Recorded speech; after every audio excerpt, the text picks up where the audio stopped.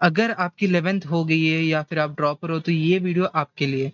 तो अगर आप नीट 2027 की प्रिपरेशन कर रहे हो और आप अभी तक कुछ नहीं पढ़े हो, लाइक अब स्टार्ट कर रहे हो अब नीट 2027 का प्रिपरेशन, तो आपके लिए ये वीडियो है। तो मैं इस वीडियो में आपको बताने जा रहा हूँ ऐसे स्ट्रैटेजी जिससे आप नीट 2027 में एक अच्छे से मेडिकल कॉलेज में सीट ला सकते हो। तो बिना कोई देरी चलो शुरू करते हैं। तो इस वीडियो में मैं बात करूँगा 2 टाइप ऑफ बच्चों के बारे में। एक बच्चा होगा जो 11th वेस्ट करके 12th में जा रहा है, एक और होगा जो नीट 2026 लिख के ड्रॉप लेना चाह रहा है। तो अब फिलहाल के लिए हम देखेंगे दोनों के बारे में अब देखेंगे हम। तो फिलहाल हम जानेंगे थोड़े जो डिटेल्स जो तुम्हें पता होगा कि हर साल जो है 23 लाख स्टूडेंट्स जो है नीट देते हैं और उसमें 50% तो ड्रॉपर ही होता है। और ये जो ड्रॉपर्स होता है वो भी अच्छे रैंक लाता है। ऐसा नहीं कि जो 2 साल पढ़ा है वही अच्छा रैंक लाता हो, नहीं। जो ड्रॉपर 1 साल प्रिपेयर करता है ना वो भी अच्छा रैंक लेके आता है। पर जो स्टूडेंट 2 ईयर अच्छे से पढ़ के ला रहा है, वो और अच्छा ला सकता है। पर इसका मतलब ये नहीं कि तुम्हें मेडिकल सीट नहीं मिलेगी, तुम्हें मिल सकती है मेडिकल सीट। अगर तुम ये 1 साल भी कर लो ना, तुम्हें मेडिकल सीट मिल सकती है। जैसे कि अगर तुम देखो 2019 के all India rank 1 Nalin Khandelwal, वो था एक ड्रॉपर और उसके आए थे 701 720 में से। तो वो फिलहाल के लिए एम्स दिल्ली में पढ़ रहा है और उसका ऑल इंडिया रैंक 1 है और वो ड्रॉपर है। वैसे ही भविक बंसल और ऐसे बहुत सारे लोग हैं जो एंटर कर रहे हैं इनटू प्रेस्टिजियस मेडिकल कॉलेजेस जिसने ड्रॉप ली है। और ये सब तो शायद मुझे बताने की ज़रूरत भी नहीं होगी, तुम्हें तो ये सारा पता ही होगा कि एनटीए कंडक्ट करती है और ये पेन पेपर एग्ज़ाम होगा, ये तो तुम्हें पता ही होगा, वरना आप नीट क्यों ही लिखेंगे? तो ये उनकी डिटेल्स अगर आप जानना चाहते हो तो एक बार देख सकते हो। ओके, तो जिस स्टूडेंट ने 11th वेस्ट करी है वो अब 12th में होगा तो उसके पास भी 1 ईयर होगा और ड्रॉपर के पास भी 1 ईयर होगा। तो ये जो 1 साल है इसको हम बाँटेंगे 4 हिस्से में। तो ये जो 4 हिस्से होंगे इसको 4 फेजेस जो होंगे उसमें एक फेज में तुम करोगे 11th की प्रिपरेशन, एक में करेंगे 12th की प्रिपरेशन और जो बाकी 2 फेजेस होंगे, ये 2 फेजेस होंगे तुम्हारी प्रैक्टिस और मॉक टेस्ट की। ठीक है? तो जो तुम्हारा पहला फेज़ होता है, फेज़ 1 में तुम करोगे पूरा एनसीईआरटी 11th की रिवीजन जो होगा तुम्हारे जून से अगस्त तक। तो ये जो 3 महीने हैं ना, ये 3 महीने में अगर तुम 11th वेस्टेड स्टूडेंट हो तो तुम्हें 12th के लिए थोड़ी बेसिक्स तो आनी पड़ेगी। तो ये जो 12th की जो बेसिक्स है, इनको तुम्हें 11th में लर्न करना पड़ेगा। तो ये जो 11th में लर्न करने वाली चीज़ है, तुम्हें जून से लेके अगस्त तक कंप्लीट करना है कैसे भी। तो अगर आप ड्रॉपर हो तो आप कैसे भी ये करने वाले हो। तो ड्रॉपर या फिर 12th 11th वेस्टेड वाला स्टूडेंट हो तो ये तो कंपलसरी है कि तुम लोग जून जुलाई अगस्त ये 3 महीने तुम पूरा 11th की प्रिपरेशन कर लो, एनसीईआरटी से कर लो, एनसीईआरटी के एग्जाम्पल कर लो, एग्जाम्पलर कर लो, नहीं तो थोड़े पीवाईक्यूज कर लो, कुछ भी कर लो, पर करो तो करो। नेक्स्ट फेज जो आता है तुम्हारे आता है सितंबर से दिसंबर वाला फेज। तो ये सितंबर से दिसंबर वाला फेज जो आता है ना तुम्हारे, ये 12th प्रिपरेशन के टाइम। तो 12th थोड़ा सिलेबस जो है ज़्यादा हो जाता है फर्स्ट ईयर से कंपेयर्ड 11th से कंपेयर करें तो ये जो 12th का सिलेबस होता है ना इसीलिए इनका 4 मंथ्स दिया गया है। तो ये होगा तुम्हारे सितंबर अक्टूबर नवंबर और दिसंबर। इसमें तुम्हारे इजीली हो जाएगा तुम्हारा सिलेबस। तो तुम्हारे कोचिंग वाले भी यहाँ तक तो कंप्लीट करवा देंगे तुम्हारे सिलेबस, क्योंकि रिवीजन के लिए तो भी टाइम चाहिए ना। तो यहाँ तक तुम्हारा रिवीजन करवा देंगे, सिलेबस कंप्लीट करवा देंगे। तो अब ये जो 4 महीने है फेज 2 में, यहाँ तुम्हें करना पड़ेगा पूरी 12th की तैयारी। तुम्हारा जो भी फिजिक्स हो, केमिस्ट्री और बायो हो 12th की, पूरे एनसीईआरटी के एग्जाम्पल्स के साथ एग्जाम्पलर लगाओ, पीवाईक्यूज लगाओ, जेईई मेंस के भी पीवाईक्यूज लगाओ। कोई कुछ नहीं होगा, एडवांस तक मत जाओ, पर मेंस तक तो लगाना ही लगाना। ठीक है? तो पर ये जो 2 फेजेस है, पहले 2 फेजेस है, इसमें तुम मॉक टेस्ट दो, पर पार्ट सिलेबस के मॉक टेस्ट दो। ऐसे मॉक टेस्ट दो ताकि तुम्हें तुम्हारा प्रिपरेशन का अंदाजा लगे। फॉर एग्जांपल तुम ये वीक ना 4 सब्जेक्ट पढ़ रहे हो, तो ये जो 4 सब्जेक्ट में तुम्हें टॉपिक्स कवर करी है ना, उस टॉपिक्स के रिगार्डिंग तुम एक टेस्ट दो और पता करो कि तुम्हारा वीक एरियाज क्या है। ये पता करने से तुम्हें ये पता चलेगा कि तुम कौन-कौन से टॉपिक्स फिर से पढ़ना चाहोगे और जिसमें तुम्हें मार्क्स बढ़ सकते हैं जितना रिवाइज़ करके। ये सब पता करने के बाद तुम्हें एक बार देख के तुम्हारा एक एरर बुक लगाना पड़ेगा। ये एरर बुक में तुम लिखते जाओगे तुमने क्या-क्या मिस्टेक्स करी है, ताकि तुम जब फिर से उस चैप्टर को रिवाइज़ करोगे, ये जो एरर पॉइंट्स है ना, यहाँ तुम ज़्यादा फ़ोकस करोगे। यहाँ ज़्यादा फ़ोकस करने से क्या होगा, तुम्हारे जो मार्क्स कम हो रहे थे, जो नेगेटिव मार्किंग जा रहे थे, अब ज़्यादा नहीं जाएँगे, अब तो बढ़ेंगे मार्क्स, ठीक है? तो ये हो गए 2 फेजेस, एक हो गया 11th रिवीजन वाला फेज़, एक हो गया 12th रिवीजन वाला फेज़। अब जनवरी 2027 से मिड मार्च 2027 तक ये होगा तुम्हारा रिवीजन फेज। ये रिवीजन फेज में तुम्हें करना बहुत सिंपल है। तुम्हें दिन के एक चैप्टर, तुम्हारी मर्जी क्या करना चाहते हो, एक सब्जेक्ट का एक चैप्टर पकड़ लो, उसको रिवाइज करो। रिवाइज करने के बाद उस पर क्वेश्चन सॉल्व करो। तुम पीवाईक्यूज लगा सकते हो, नहीं तो थोड़े बुक्स है वहाँ, स्प्रिंट नाम के बुक्स होते हैं, क्रैश कोर्स नाम के बुक्स होते हैं, उनको सॉल्व कर लो, हो जाएगा। तुम बस क्वेश्चन लगाते जाओ उसमें, उस टाइम बस तुम्हें रिवीजन करना है, क्वेश्चन लगाना है बस। और तुम्हें एवरी संडे, क्योंकि तुम्हारा 11th और 12th का सिलेबस तो हो गया है, तो 11th और 12th के सिलेबस होने के बाद एवरी संडे एक मॉक टेस्ट दो। एवरी संडे, हर दिन नहीं, एवरी संडे बस। और उसके बाद तुम्हें जो भी शीट्स बना है, तो फेज 1 और फेज 2 में तुम जो भी पढ़ते हो उनका, तो तुम शायद से कोई चीजें भूल जाते हो, तो उसके तुम तो शीट्स बना दे होंगे, वो शीट्स को रिवाइज करो, एक बार देख लो और क्वेश्चन सॉल्व करो बस। तो ये थर्ड फेज में कर लो। और फोर्थ फेज जो होता है ना, फोर्थ फेज में तुम्हें कुछ नहीं, बस तुम्हें हर दिन एक ग्रैंड टेस्ट देना है, मतलब हर दिन एक फुल सिलेबस टेस्ट देना है। तो ये फोर्थ फेज होगा जो मिड मार्च से मई तक होगा, क्योंकि इस बार शायद से मई 2 को होगा नीट का एग्जाम। तो ये जो टाइम जो होता है ना, ये मिड मार्च से मई तक, इसमें हर दिन एक टेस्ट देना होता है। हर दिन एक टेस्ट दो, मॉर्निंग टेस्ट दो, शाम को देखो क्या क्या तुमने मिस्टेक्स की और रिवाइज करो जो जो मिस्टेक्स किए।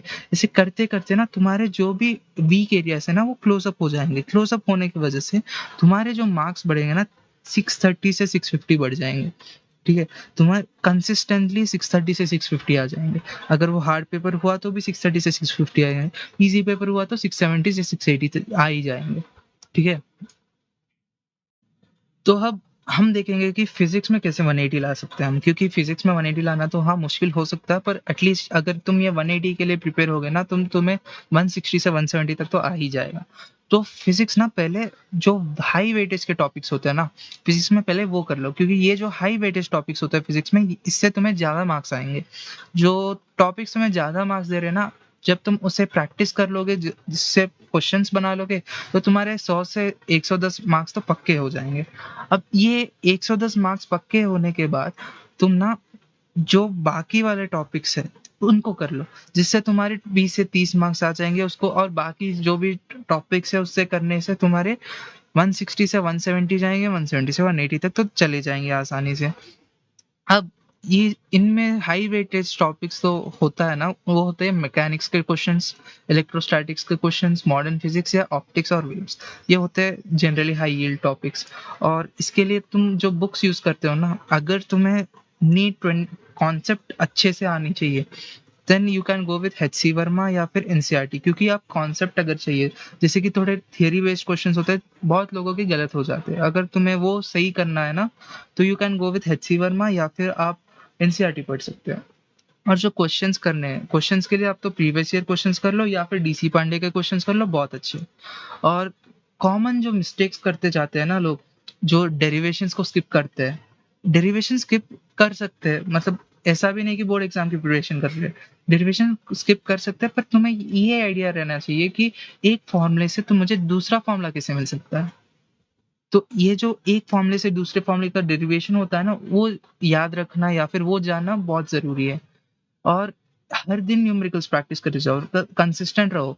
आज 10 न्यूमेरिकल कर लो, कल 10 न्यूमेरिकल कर लो, ऐसे तुम अगर 365 डेज के भी कर लो ना, तो तुम 4000 के आसपास कर रहे हो न्यूमेरिकल बस।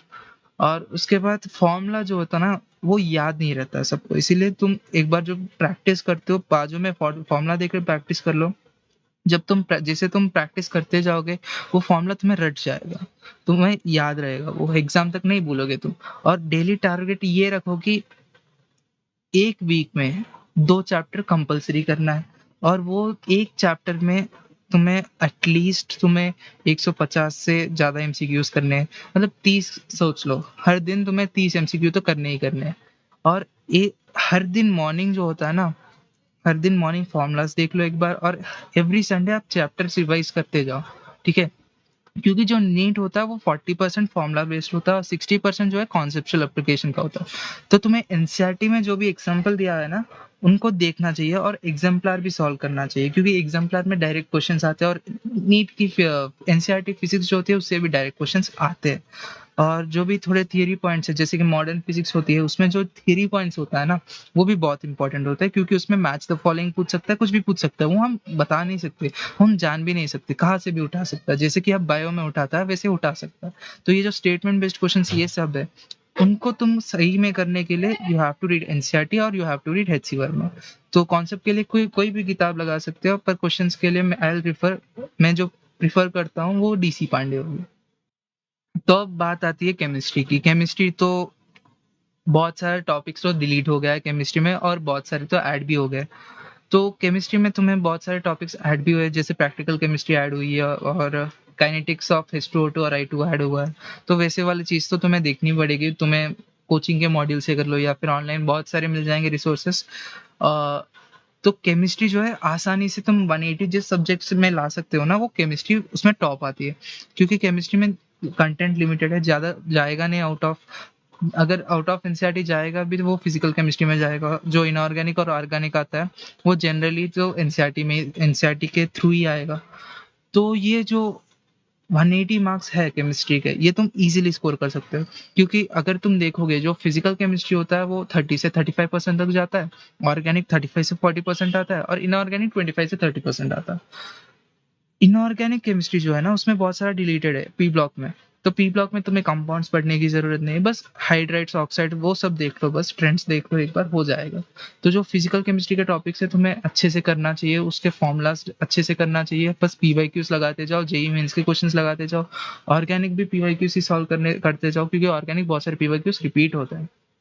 और जो इनऑर्गेनिक होता है ना, बस एनसीईआरटी पढ़ो, ऑर्गेनिक का भी एनसीईआरटी करो। और ऑर्गेनिक इनऑर्गेनिक के जो एनसीईआरटी के एग्जाम्पल्स होते हैं, एग्जाम्पलर प्रॉब्लम्स होते हैं, और पीवाईक्यूज होते हैं, ये बहुत इंपॉर्टेंट होता है, क्योंकि इससे डायरेक्ट सवाल बन सकते हैं।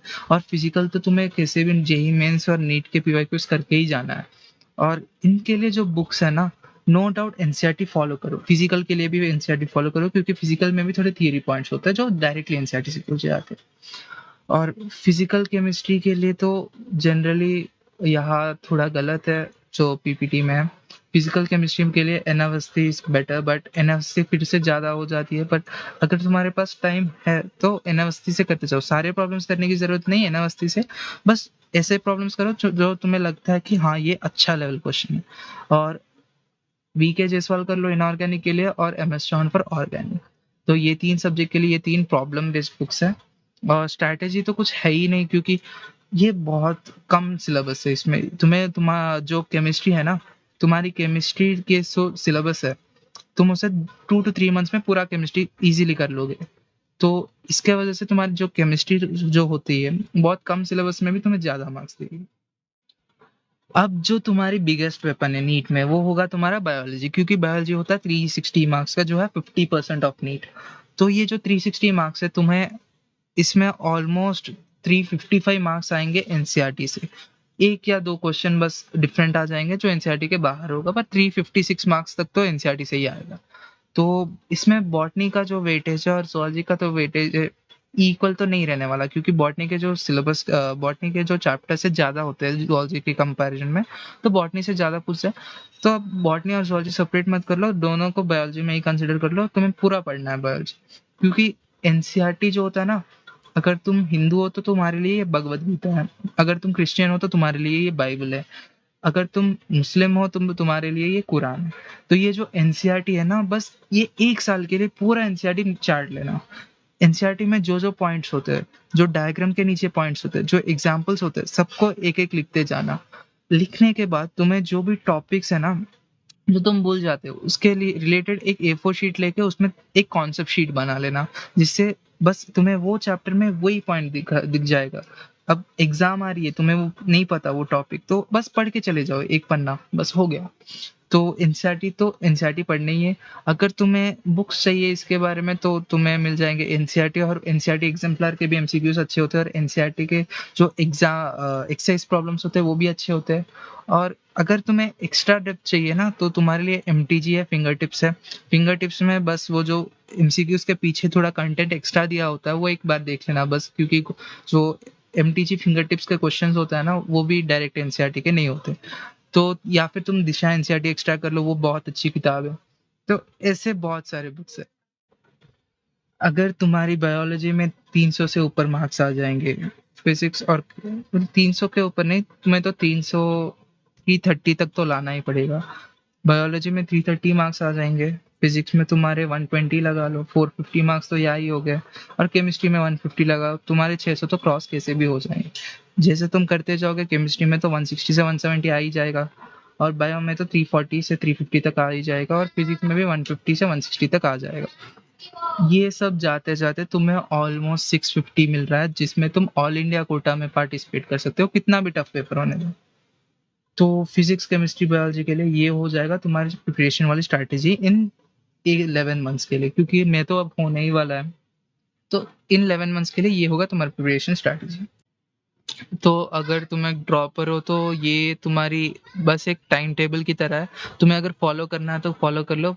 इस टाइम टेबल को फॉलो करने से तुम्हें ऑलमोस्ट दिन के 10 से 11 घंटे जो है पढ़ाई हो जाती है, तो एक बार ये देख लो। तो अगर आप बुक्स के बारे में पूछोगे तो मैंने ऑलरेडी बता चुका है, जो स्ट्रैटेजी मैंने बताया था फिजिक्स केमिस्ट्री और बायोलॉजी के लिए, उसमें ही मैंने बुक्स के बारे में बताया था। तो एनसीईआरटी तो मैंडेटरी है, एचसी वर्मा करना है तो कर लो, नहीं तो नहीं। उसमें क्वेश्चंस तो कर ही सकते हो, ठीक ठाक क्वेश्चन है, पर कॉन्सेप्ट्स के लिए भी अच्छा बुक है। और एम एस चौहान जो ऑर्गेनिक के लिए, और वी के जसवाल इनऑर्गेनिक के लिए, और नरेंद्र अवस्थी है फिजिकल के लिए, ये तो बता ही दिया है मैंने। और अगर आपको थोड़ा एक्स्ट्रा डेप्थ चाहिए ना बायोलॉजी में, ट्रूमैन जो एलिमेंट्री बायोलॉजी आती है बुक, वो ठीक ठाक बहुत अच्छा बुक है, ठीक ठाक भी नहीं, बहुत अच्छा बुक है। और ऑब्जेक्टिव के लिए दिशा एनसीईआरटी एक्सट्रैक्ट में सजेस्ट करूंगा, फिंगर टिप्स नहीं करूंगा, क्योंकि फिंगर टिप्स में एक दो क्वेश्चंस बाहर से आ जाते हैं, पर एनसीईआरटी एक्सट्रैक्ट ठीक है, क्योंकि उसमें तुम्हें क्वेश्चन के टाइप भी ज्यादा मिल जाएंगे।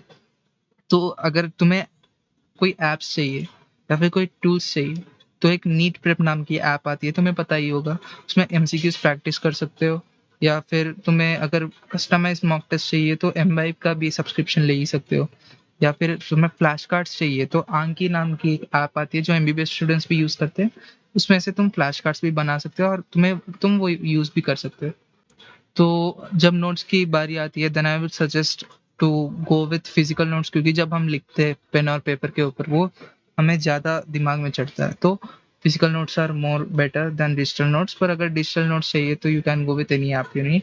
और पोमोडोरो करना है तो फॉरेस्ट ऐप, कोई भी ऐप यूज़ कर सकते हो, ऐसे कुछ है नहीं, बस ये पर्सनल प्रेफरेंसेस है। और अगर तुम ऑनलाइन पढ़ना चाहते हो तो ऑनलाइन में बहुत सारे टीचर है, पर बायोलॉजी अगर तुम पूछते हो then I will suggest you Pranav Pundarik sir, और गरिमा मैम, गरिमा गोयल मैम। और फिर अगर तुम केमिस्ट्री पढ़ना चाहते हो अच्छे से, then I will suggest Pankaj sir और वसीम भट्ट सर। तो पंकज सर तो फिजिक्स वाला में पढ़ाते हैं, और वसीम भट्ट सर तो अनअकैडमी में पढ़ाते हैं। और if you want you can also go with Akanksha Agarwal ma'am, वो भी ठीक ठाक बताते हैं केमिस्ट्री। और फिजिक्स के लिए you can go with Tamanna Chaudhary ma'am, TC ma'am, वो भी अच्छे पढ़ाते हैं फिजिक्स। और तुम्हें बहुत सारे वन शॉट्स मिल जाएंगे, बहुत सारे वीडियोस मिल जाएंगे, बस तुम्हें जिनके साथ तुम्हारी फ्रीक्वेंसी मैच हो रही है ना, उनसे पढ़ लो, बस आपकी जो सिलेक्शन है वो पक्की हो जाएगी। देन जो प्रैक्टिस मटेरियल आता है ना, you can go with NEET के प्रीवियस ईयर पेपर्स, या फिर जो मैंने बोला है क्रैश कोर्स के भी बुक्स आते हैं, या फिर एनटीए का खुद का एक ऐप है, एनटीए अभ्यास ऐप, तो वो भी आप यूज कर सकते हो। चैप्टर वाइज एमसीक्यू बुक्स भी आता है, जैसे कि मास्टर यू एनसीईआरटी है, दिशा एनसीईआरटी एक्स्ट्रा के बहुत सारे आते हैं, तो तुम वो भी यूज कर सकते हो।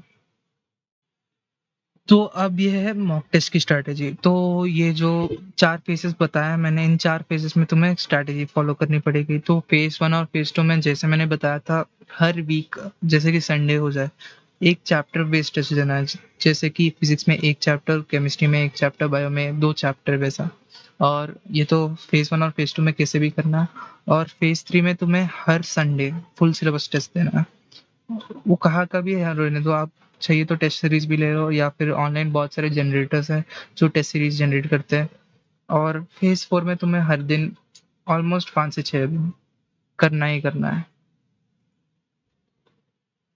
तो ऑलमोस्ट 5 से 6 दिन तो करना ही पड़ेगा तुम्हें।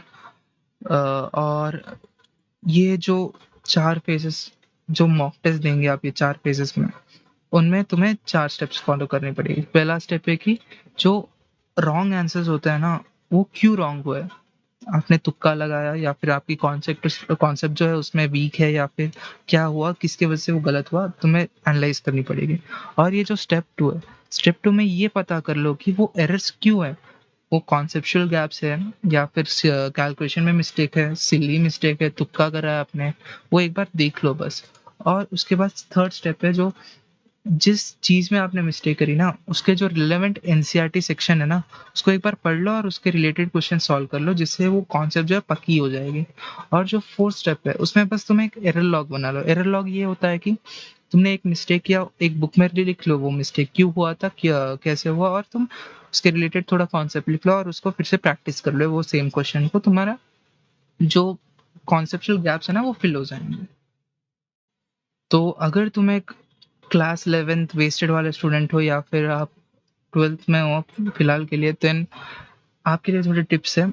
तुम मैंने जैसे बताया कि फेज़ 1 और फेज़ 2 में 11th कर लो और 12th कर लो। अगर आपके साथ वैसे होता है तो वेल एंड गुड, अगर नहीं होता है देन यू कैन, जो 12th होता है तुम्हारे स्कूल या फिर कोचिंग में जो 12th पढ़ाते हैं ना, उसके साथ-साथ तुम मॉर्निंग या फिर शाम जभी भी तुम्हें फ्री टाइम मिले तब तुम 11 का भी रिवाइज़ कर लेना या फिर पढ़ लेना। ताकि तुम्हारा जो, अगर तुम्हें चाहिए तो फेज़ 1 एंड 2 को दोनों मिला के दो 11th एंड 12th का सिलेबस पूरा कंप्लीट कर लेना दिसंबर तक। क्योंकि इसके वजह से तुम्हारा ये होगा कि जो रिवीजन करवाते हैं ना तुम्हारे कोचिंग या फिर स्कूल में, वो रिवीजन में तुम्हारा टाइम वेस्ट नहीं होगा। तुम फ़ोकस कर सकते हो वो रिवीजन में। और तुम्हारा जो भी ये बोर्ड्स आता है, ये जो 12th के बोर्ड्स है वो भी बहुत इंपॉर्टेंट है, क्योंकि नीट लिखने के लिए बोर्ड्स के मार्क्स भी काउंट किया जाता है कि तुम्हें पास होना है ये सब। तो उसके लिए तुम्हारा बोर्ड्स भी ठीक है, बहुत इंपॉर्टेंट है। तो तुम्हें क्या करना है कि जो नीट 2027 है, अगर तुमसे हो पाए तो कर लेना, अगर नहीं हो पाए तो एक ट्रायल रन की तरह देना। अगर ड्रॉप लेना है तो ले भी लेना, कोई नेगेटिव नहीं है ये ड्रॉप लेना, क्योंकि बहुत सारे लोग ड्रॉप लेके करते हैं क्योंकि उनको बोर्ड्स जो होते हैं, क्योंकि अगर सीबीएसई बोर्ड्स लगा देते तो सीबीएसई के बोर्ड्स के जो क्वेश्चन थे बहुत सारे लोग एक्सपेक्ट नहीं कर सकते, इसीलिए उनको बोर्ड्स की तैयारी कैसे भी करनी पड़ती है। पर जो स्टेट स्टूडेंट्स है उनके तो हर साल जो क्वेश्चंस रिपीट होता है वही रिपीट होता है, इसलिए वो कर सकते हैं बोर्ड्स की प्रिपरेशन। तो जैसे तुम्हें लगे वैसे करना। अगर तुम्हें लगता है कि तुम 2077 क्रैक कर सकते हो तो तुम कर सकते हो देन। बट ऐसा नहीं कि प्रेशर लेके तुम्हें कुछ ज़्यादा ही उसके बारे में सोचना है और तुम्हारा हालत ख़राब कर लेना है, ऐसा नहीं। बस एक सिस्टमैटिक ऑर्डर में जाओ और वो सिस्टमैटिक ऑर्डर फ़ॉलो करते-करते तुम्हें अपनी जो मनपसंद कॉलेज है वो मिल ही जाएगी, उसको कोई रोक नहीं सकता, ठीक है? और ये तो कंपल्सरी है, क्योंकि तुम जैसे-जैसे तुम्हारी बोर्ड की प्रिपरेशन करते हो, वैसे-वैसे तुम एनसीईआरटी की भी रिवीजन करोगे, वैसे-वैसे तुम्हारे नीट के लिए भी हेल्प होगी। और अगर तुम एक ड्रॉपर हो तो तुम्हारे लिए थोड़े टिप्स हैं, क्योंकि तुम्हारे पास ना एक फुल ईयर है तुम्हारे पास। ऐसा नहीं कि जो 11th वेस्टेड स्टूडेंट्स हैं उनके पास फुल ईयर नहीं होता, क्योंकि उनको बोर्ड एग्ज़ाम्स के लिए भी प्रिपेयर करना पड़ता है। तो तुम्हारे पास फुल 1 ईयर है, तो ये तुम्हारे लिए बिगेस्ट एडवांटेज है। और ये 1 ईयर में तुम्हें बोर्ड एग्ज़ाम्स की प्रिपरेशन तो नहीं होगी, तो तुम पूरा फ़ोकस जो है तुम नीट पे ही डालोगे। तो इसीलिए तुम क्या करना ना, तो तुम घर में ऑनलाइन कोर्स लेना है तो ले लो, नहीं तो यूट्यूब से पढ़ना हो तो पढ़ लो। 10 घंटे की प्रिपरेशन तुम कंपल्सरी है। तुम घर में पढ़ लो या फिर तुम कोचिंग जाओ तो तुम्हारी मर्ज़ी। बट टेस्ट सीरीज़ लेना कंपल्सरी है। टेस्ट सीरीज़ तुम्हें चाहिए तो एलन की मेजर टेस्ट सीरीज़ ले लो, नहीं तो आकाश की एआईटीएस और एफटीएस ले लो, नहीं तो फिजिक्स वाला की रियल टेस्ट सीरीज़ ले लो, कुछ भी ले सकते हो तुम, ठीक है? और ये 1 साल के लिए तुम्हें ना तुम्हारी जो भी ओटीटी होती है, गेमिंग होती है, जो भी डिस्ट्रैक्शंस होती है, उसको साइड लगा सकते हो। अगर तुम कोई रिलेशनशिप में हो, हेल्दी रिलेशनशिप में हो, देन अगर वो भी जो तुम्हारी अदर हाफ है पता नहीं कैसे बोलना है, पर अगर तुम दोनों एक ही स्ट्रीम ऑप्ट कर चुके हो और तुम एक ही एग्ज़ाम के लिए प्रिपेयर कर रहे हो, तो दोनों एक साथ पढ़ सकते हो या फिर एक-दूसरे को हेल्प करते पढ़ सकते हो। तुम्हारी भी हेल्प हो जाएगी उसमें, ठीक है? उसके बाद जो सीरियस स्टूडेंट्स हैं ना, उनके साथ पढ़ लो, क्योंकि अगर एक बच्चे को डाउट आता है, तो तुम्हें भी वो डाउट आ सकती है फ्यूचर में। तो एक ग्रुप बनाने से, एक स्टडी ग्रुप सेशन में जो ग्रुप में बनाते हो ना, तो उसमें तुम्हारे जो भी ज़्यादा डाउट्स होते हैं वो सब तुम्हारे क्लियर हो जाते हैं, ठीक है? तो एक इसमें और एक और ये भी है कि तुम्हें ना मॉक टेस्ट ज़्यादा देनी होगी, क्योंकि तुम एक ड्रॉपर हो तो तुम्हें ज़्यादा प्रेशर भी होगी पेरेंट्स की वज़ह से, तुम्हें मॉक टेस्ट ज़्यादा देनी होगी, ताकि ये जो मार्क्स आएँगे ना तुम्हारे मॉक टेस्ट में, इससे पेरेंट्स भी थोड़े ना ये हो जाते हैं कि हाँ, मेरा बच्चा पढ़ रहा है। तो इसकी वज़ह से तुम्हारे लिए ये एक बेनिफिट होगी कि तुम्हारे ना जो घर पे जो फैमिली का प्रेशर आता है वो भी कम हो जाता है। अ, जो नीट के प्रिपरेशन कर रहे हो ना, उसमें एक माइंडसेट रखना कंपल्सरी है, और ये माइंडसेट तुम ये रखोगे कि मैं आज कुछ करने वाला हूँ, ठीक है? तो एक माइंडसेट रखना ये है कि हाँ, मैं इस बार फोड़ने वाला हूँ नेट, वैसे माइंडसेट रखिए। और हर वीक ना आप गोल्स लगाइए कि ये वीक मैं स्टार्ट करूँगा काइनेमैटिक्स या फिर लॉस ऑफ मोशन स्टार्ट करूँगा और वर्क पर एनर्जी स्टार्ट करूँगा और खत्म कर दूँगा ये वीक क्वेश्चंस के साथ-साथ। इसे टारगेट्स रखते जो भी तुम उस टारगेट्स को टिक करते जाओगे ना कि हाँ, ये हो गया, ये मेरा गोल हो गया ये वीक के लिए, नेक्स्ट वीक के लिए ये गोल हो गया, तब तुम्हें ना एक फीलिंग ऑफ सैटिस्फैक्शन आएगी जिससे तुम और अच्छे से बढ़ पाओगे। और जो हर दिन होता है ना, जनरली पीपल बोलते हैं कि मत सो के पढ़ो, तुम सो मत, तुम बस पढ़ते रहो। पर मिनिमम 6 टू 7 आवर्स या फिर 7 टू 8 आवर्स तुम्हारे ऊपर डिपेंड करता है। मिनिमम 7 आवर्स का स्लीप तो बहुत इंपॉर्टेंट है, क्योंकि तो मेमोरी बेस्ड टॉपिक्स होते हैं ना जैसे बायो और ये सब तुम्हारे स्लीप पे ऊपर डिपेंड करते हैं, क्योंकि ये जो मेमोरी है ना वो बिल्डअप होती है तुम्हारे स्लीप की वजह से। और जो तुम्हारी अगर तुम्हें टाइम मिलता है ना एक 10 मिनट में, 10 या 20 मिनट तुम एक्सरसाइज कर लो थोड़ा, ताकि तुम्हारा जो ब्रेन है ना वो एक्टिवेट हो जाए हर दिन, और जिससे तुम्हें ना एक फोकस जो है वो बने रहेगी। और जो इंस्टाग्राम यूट्यूब है जो तुम स्क्रॉल करते रहते हो ना हर दिन, वो डिलीट कर लो, 1 साल के लिए कुछ नहीं होगा। अगर तुम्हें चाहिए तो दिन का एक एपिसोड अगर तुम्हें देखना है तो देख लो, तो एक दिन का एक episode, no problem in that. But ये करो कि वो जो एपिसोड तुम हर दिन देख लो ना, एक एपिसोड से ज्यादा मत जाए। ऐसा नहीं कि डिस्ट्रैक्शन हो जाए वो। अगर तुम्हें लग रहा है कि वो एक एपिसोड भी डिस्ट्रैक्शन हो रहा है, तो मैं तो बस डिलीट कर दो वो ऐप जिसमें तुम देख रहे हो, ठीक है? और तुम्हारे फैमिली तो होंगे ही सपोर्ट की तरह। अगर घर में कुछ सिचुएशंस ऐसे है कि तुम्हें फैमिली से भी सपोर्ट नहीं मिल रहा, तो बस कोई अच्छा तुम्हारे क्लोज फ्रेंड हो तो होगा ही होगा, जो स्कूल से पढ़ता हो आया हो या फिर तुम्हें जानता हो अच्छे से, तो उससे एक बार बात कर लेना अगर घर पे कोई परेशानी हो तो। पर घर वाले तो साथ रहेंगे ही रहेंगे, ठीक है? क्योंकि नीड जो होता है ना, वो बस नॉलेज की टेस्ट नहीं होती, वो है टाइम मैनेजमेंट भी टेस्ट होती है, तुम्हारी एंडोरेंस की टेस्ट होती है। तो थोड़ा देख लेना इसे। तो लास्ट 60 डेज़ जो होता है नीट के लिए वो बहुत इम्पोर्टेंट होता है, क्योंकि जो 11th बेस्ड स्टूडेंट हो या फिर ड्रॉपर हो, बहुत सारे लोग जो होता है ना, जैसे-जैसे एग्ज़ाम पास आते जाता है ना, बहुत सारे लोग सीरियस हो जाते हैं। तो ये जो टाइम होता है तुम्हारे लिए बहुत इम्पोर्टेंट होने वाला है। तो ये जो लास्ट 60 डेज़ है उसका जो तुम्हारा प्लानिंग होना चाहिए, ये होना चाहिए कि जो पहले 10 दिन है, ये 60 डेज़ के जो पहले 10 दिन है, तुम्हें पूरा बायो निपटाना है, ओके? पूरा बायो निपटा दो, पूरा जो भी फॉर्मूलेस तो होंगे ही नहीं, अगर होंगे भी तो थोड़े बहुत वैल्यूज़ होंगे, जैसे कि जो डेविड टिलमैन वाला इक्वेशन है, जो एरियाज़ रिलेशनशिप है, वैसे वाले इक्वेशंस होंगे, वो एक बार देख लेना। तो पूरा जो भी एनसीईआरटी के चैप्टर से पूरा निपटा दो, 10 दिन में हो ही जाएगा। दिन के अगर तुम 1 चैप्टर भी अच्छे से कर लोगे ना, 1-2 चैप्टर अगर तुम अच्छे से कर लोगे, तो भी हो जाएगा। और केमिस्ट्री जो है, केमिस्ट्री भी पूरा रिवीजन कर सकते हो, 11 टू जो डे 11 टू डे 20 है, 10 दिन में पूरा केमिस्ट्री हो जाएगा रिवीजन, क्योंकि आप रिवीजन कर रहे हो, फिर से नहीं पढ़ रहे हो। तो रिवीजन में तुम बस टॉपिक्स को एक बार रिविजिट करते हो। और फिजिक्स जो होता है 20 और 10 दिन में फिजिक्स का भी रिवीजन हो जाता है। तो ऐसे जो पहले 30 दिन है उसमें पूर्ण तुम्हारा रिवीजन हो जाएगा और मॉक टेस्ट भी हो जाएगा, क्योंकि ये फेज 3 और 4 के बीच में आता है, ठीक है? अब 31 से 45 डेज जो होता है ना, उसमें तुम बस हर दिन टेस्ट देने वाले हो, हर दिन टेस्ट देके तुम बस एनालाइज करने वाले हो कि मैं कितना पढ़ रहा हूँ, मेरा कितना स्कोर आ रहा है और मैं कहाँ लैग कर रहा हूँ, बस। उसके बाद जो है, ये जो डे 46 से डे 55 जो होता है, ये तुम्हारा जो वीक एरिया होता है या फिर तुम्हारा जो, हाँ, मतलब वही जो वीक एरियाज होता है ना, उसको एक बार रिविजिट कर लो और उस पे थोड़ा क्वेश्चन सॉल्व कर लो, ताकि तुम्हारा जो स्कोर है वो तुम्हारा, अगर शायद से तुम्हें अब 610 आ रहा होगा, थोड़े वीक टॉपिक की वजह से तुम्हें जा रहा होगा कुछ, तो तुम्हारे 20 से 30 मार्क्स वाई इंक्रीज हो जाएंगे। तो तुम्हें अच्छी से अच्छी मेडिकल कॉलेज मिलेगी, ठीक है?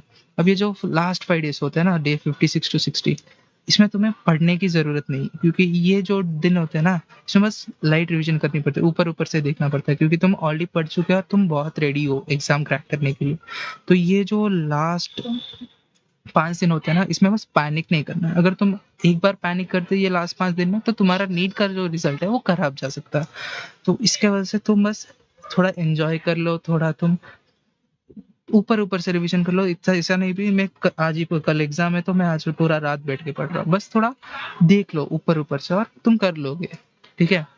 तो ये सब देखते हुए हम आज का जो वीडियो है वो ख़त्म करने वाले हैं, क्योंकि आज से ये वीडियो देखने के बाद तुम जाके तुम्हारे बुक ओपन करके तुम पढ़ने चालू करोगे। क्योंकि ये वीडियो तुमने इसीलिए देखा क्योंकि तुमने नीट 2027 फोड़ना है। अगर तुम ये वीडियो देख रहे हो और अब अभी भी तुम्हें पढ़ाई पे आपको ये रियलाइज़ नहीं हुआ कि नीट के लिए बस 11 मंथ्स है। 11 months is very short amount of time क्योंकि बहुत लोग 2 साल से प्रिपरेशन कर रहे हैं। तो तुम्हें अभी स्टार्ट करना पड़ेगा। तो सारे जो भी नीट एस्पिरेंट्स है या फिर टॉपर्स हैं, सबको कभी ना कभी ये फ़ील हुआ होगा, डाउन फ़ील हुआ होगा, तुम्हें भी फ़ील होगा।